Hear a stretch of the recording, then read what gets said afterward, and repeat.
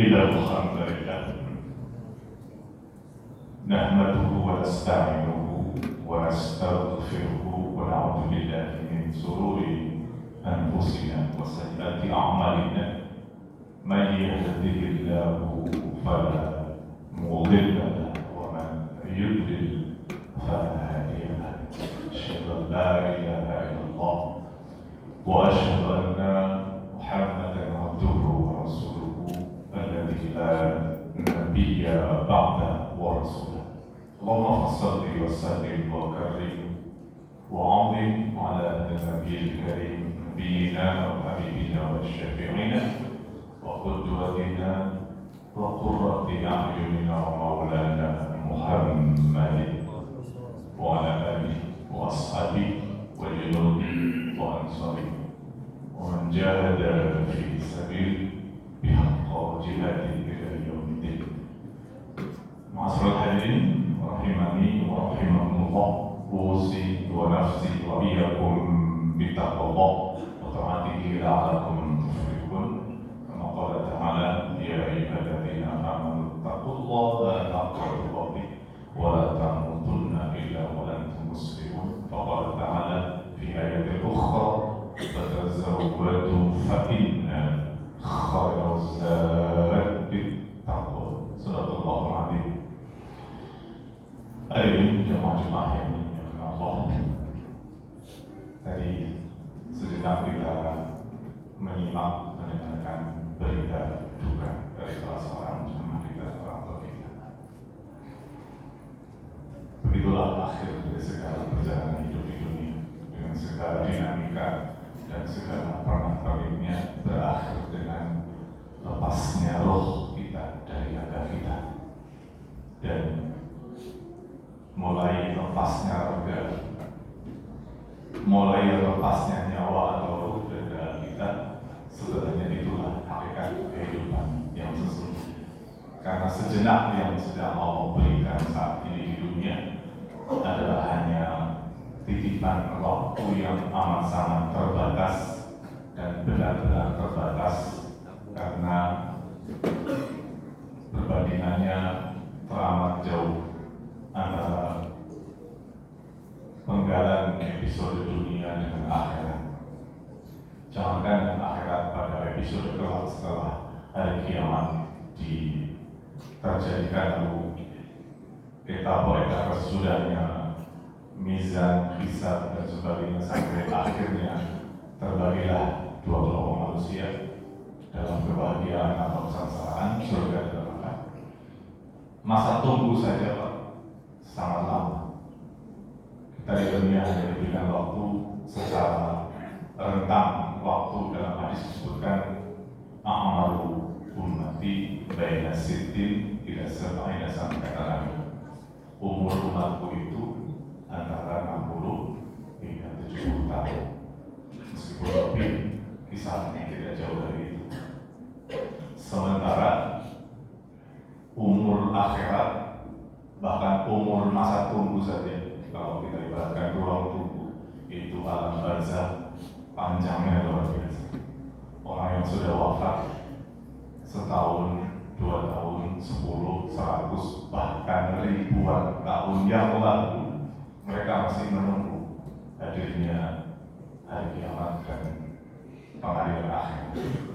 Oleh karena itu, siapapun kita, orang yang tersadarkan oleh nilai-nilai dan pesan-pesan syariat, maka tentu tidak pernah akan menukar dan mengabaikan kesempatan yang sebentar ini dengan kehidupan panjang yang tak bertepi, bahkan tak berujung. Surat Al-Hajj sedang mencari perbandingan, karena dalam surat yang lain juga disebutkan oleh Allah dalam perbandingan yang lebih jauh lagi.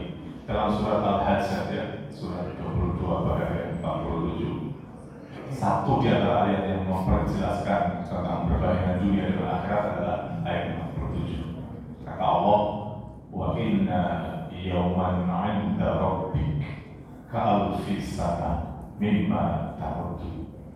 Wa inna, dan sesungguhnya yauman, satu hari, inda Rabbi, di sisi Tuhan, maksudnya di akhirat, ka'alfi sana. Matematiknya jelas Pak. Ka'alfi sana, seperti 1000 tahun. Mimma ta'udun, menurut perhitungan kalian atau perhitungan kita di dunia. Bahasa sederhananya, satu hari akhirat sama dengan 1000 tahun dunia. Maka kalau mengambil rentang waktu dalam hadis Nabi 60, 70, 80 tahun itu, kita akan dapati angka komparasi bahwa hidup di dunia ini tidak lebih dari 1,5 jam saja. Tapi yang 1,5 jam ini menjadi benar-benar penentu bagaimana nasib, bagaimana warna, bagaimana keadaan kita. Sehingga kepada kita semua, hari ini kita sedang di dunia, yaitu alam nyata. Akhirat sementara masih dalam cerita-cerita dalam Quran dan Sunnah. Tapi begitu kita mati, begitu kita pisah nyawa dan raga, maka keadaan jadi terbalik. Akhirat nyata, dunia tinggal cerita. Itulah kenapa kalau kita baca Quran, banyak sekali Allah jelaskan.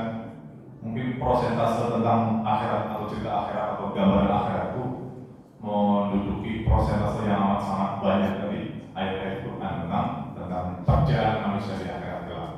Maka kita dapati banyak cerita. Allah ceritakan tentang bagaimana keadaan orang-orang yang sudah di alam akhirat atau alam sudah mati dari dunia.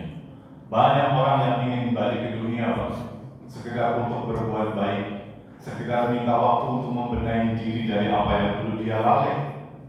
Makanya mumpung kita sekarang masih dikasih hidup di dunia dalam alam nyata ini, ya, maka mari banyak-banyak kita baca, kita simak, kita renungi, kita tadabburi, kita pahami. Karena sesungguhnya cerita-cerita akhirat dalam Quran dan hadis itu adalah gambaran real dari kehidupan kita kelak. Bahwa kemudian kita memasuki kehidupan yang membahagiakan atau mensenangkan, semua tergantung kita di dunia yang sepenggal ini. Tapi kan gambarnya begitu jelas, begitu rinci, detail tentang bagaimana perjalanan kelak kehidupan manusia setelah kematian dari alam dunia. Dan sekalian yang dirahmati Allah Subhanahu wa Ta'ala, maka sekali lagi tidak ada kata lain kecuali kita berusaha terus membangun kesadaran diri bahwa dunia itu sebentar, akhirat selama-lamanya. Tapi yang sebentar ini betul-betul menjadi penentu kelak nasib kita di akhirat. Dan sekalian rahimani wa rahimakumullah, kalau di dalam pengadilan dunia, saya yang bilang bahwa kita, kalau kita mengamati atau kita memahami tentang persidangan kasus pengadilan di dunia, sebutlah seorang yang terdakwa dan sebuah perkara, maka dia kalau sudah masuk ranah persidangan, maka dia sebagai terdakwa. Lalu di samping terdakwa, kita kenali perangkat pengadilan dunia ada saksi. Setelah saksi ada pembela atau pengacara. Setelah pembela pengacara, di ujung sana ada jaksa yang menuntut tentang perkara yang terjadi. Lalu kelak pada akhir keputusan adalah ada hakim. Paling tidak ada 5 anasir, 5 unsur dalam pengadilan dunia. Saya ingin katakan begini Pak, sekitar perbandingan menganalogikan dengan nasib kita kelak dalam pengadilan akhirat. Di pengadilan dunia Pak, seorang terdakwa boleh jadi masih ingin berkelit dari apa yang dia tersangkakan, dari apa yang dia kerjakan, yang kemudian menjadi terdakwa. Masih ingin berkelit, menutupi diri atau tidak mengaku dan sebagainya. Tapi kemudian ada saksi. Saksi bisa meringankan, bisa memberatkan. Dalam hal lain, dalam kesempatan lain, dalam kutip ya Pak, saksi bisa bersaksi betul-betul atas pengetahuan tentang apa yang terjadi. Bisa juga saksi bersaksi di depan pengadilan atas kepentingan tertentu, atau sebut saja saksi palsu.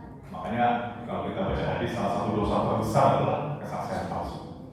Setelah itu ada pembela, sebutlah pengacara misalnya. Pengacara bisa betul-betul membela perkara sesuai dengan kebenaran, sesuai dengan pasal-pasal kebenaran, pasal-pasal hukum kebenaran. Tapi tentu dalam kesempatan yang lain kita bisa paham bahwa ada mungkin seorang membela bukan atas dasar kebenaran, tapi atas dasar kepentingan. Sangat mungkin Pak, sepanjang namanya masih dunia, semua masih mungkin. Bahkan lebih dari itu Pak, jaksa yang mestinya menuntut perkara sesuai dengan prinsip keadilan terjadinya peristiwa atau perkara,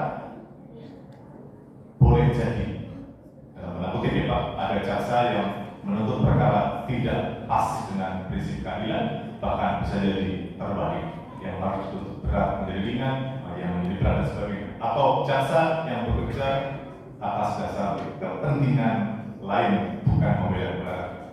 Bahkan pada level tertingginya, yaitu hakim yang dalam istilah hakim itu kan wakil Tuhan. Hakim itu kan wakil Tuhan di dunia, memutus perkara sesuai dengan keadilan atau prinsip-prinsip dasar keadilan. Kan boleh jadi Pak, sepanjang namanya masih dunia, ada hakim yang adil, tapi juga ada mungkin hakim yang bekerja atau memutuskan perkara atas dasar pesanan dan kepentingan. Sekali lagi, ini hanya ilustrasi Pak. Itu masih mungkin terjadi sepanjang namanya masih dunia. Ya, tetapi demi Allah Pak, semua yang tadi tergambar dalam ranah atau atmosfer persidangan dunia tidak pernah akan terjadi sama sekali di sidang pengadilan akhirat. Karena di akhirat kelak, Bapak sekalian, kita semua akan menjadi terdakwa. Kita tatkala di dunia tidak terjadi terdakwa, maka kita tidak pernah berkasus dengan kriminal misalnya. Tapi di akhirat kelak, semua kita, semua setiap kita pasti akan menjadi seorang terdakwa dalam arti mempertanggungjawabkan segala perbuatan dan amal kita sepanjang rentang kehidupan di dunia. Karena pasti kita akan menghadapi hisab, mizan, sidang-sidang pengadilan Allah. Kalau kita mendengar atau menyimak surat Yasin 36 pada ayat 65, kita mulai paham, perkara-perkara yang tadi tergambar dalam atmosfer keadilan pengadilan dunia itu tidak akan terjadi. Kalau kita baca ayat itu langsung tergambar. Kenapa? Karena saksi di dunia, pengacara di dunia, terdakwa di dunia masih mungkin akan bersilah tidak berkelit dari perkara yang dia lakukan, yang dituduhkan, karena ingin selamat dari jeruji misalnya. Tapi demi Allah, pengadilan akhirat tidak satupun manusia yang bisa mungkir dan mangkir setitik kecil pun dari perbuatan yang dikerjakan. Sebut saja dalam surat Yasin kita jumpai ada kalimat ayat 65, al-yawma nakhtimu ala afwahihim wa tukallimuna aydihim wa tashhadu arjuluhum bima kanu yaksibun. Ayat ini saja sudah menggambarkan Pak, bahwa kelak kita ada satu waktu, satu masa di mana dalam persidangan atau berhadapan dengan pengadilan Tuhan, mulut kita nggak lagi bisa bicara. Ada masa di mana yang berbicara atau bersaksi atas semua yang kita kerjakan adalah anggota badan kita. Mulut dikunci, mulut yang dulu suka berbohong, berdusta, sementara waktu dikunci dalam persidangan akhir. Maka kata Allah, wa tukallimuna aydihim, yang berkalam, yang berbicara dengan kata Allah adalah aydihim, tangan-tangan mereka, tangan kita. Wa tashhadu arjuluhum, dan yang bersaksi adalah kaki-kaki mereka, kaki kita, artinya semua kita. Bima kanu yaksibun, terhadap apa dahulu yang kita kerjakan. Dalam ayat ini kita jumpai bahwa yang bersaksi atas diri kita, sekali lagi Pak, setiap kita kelak akan menjadi terdakwa, menjadi tersangka, menjadi saksi pula atas diri kita, dan tidak bisa mungkir, berkelit dan mangkir setitik kecil pun dari semua yang perbuatan yang kita pernah perbuat dari dunia. Maka tidak ada kata lain kecuali kita ingin di dunia hidup dengan mengikuti garis yang Allah aturkan kepada kita agar kita selamat. Terus sekali lagi dalam ayat Yasin tadi kita dapati satu informasi yang pasti bahwa tangan dan kaki akan bersaksi atas apa yang kita kerjakan. Kita jumpai dalam ayat yang lain, ada kesempatan yang lain dalam sidang akhirat itu, mulut kita pun dibuka oleh Allah. Kalau tadi dikunci, kemudian dalam ayat lain Allah katakan, ya kita lihat dalam surat